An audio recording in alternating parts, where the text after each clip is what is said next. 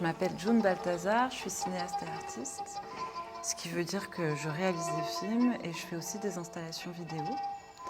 Et là, ça fait quelques années que je travaille beaucoup sur des récits d'anticipation.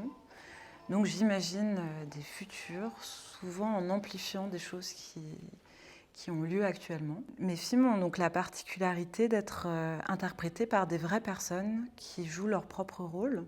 Donc il y a une espèce de mélange finalement entre le réel, des choses même quasi documentaires, et une part beaucoup plus fictionnelle, d'imaginaire.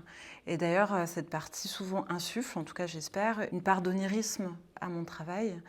Et du coup, je trouve que le terme de réalisme magique est assez parlant pour rentrer dedans et le comprendre. Alors, je montre une installation vidéo qui s'appelle Millennials, qui est un récit autour d'un soulèvement d'enfants.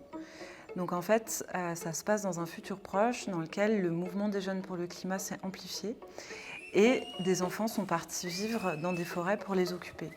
Finalement, ils font la même chose que peuvent faire des militants écologistes aujourd'hui. Donc concrètement, c'est un film sur une ZAD d'enfants. Et c'est un film qui est tourné avec un groupe d'enfants qui vivent dans le Morvan et qui ont la particularité de faire l'école à la maison, donc qui sont beaucoup dans la forêt, qui ont un lien en tout cas assez particulier avec elle. Alors, mon message, ce serait de porter celui des enfants du film.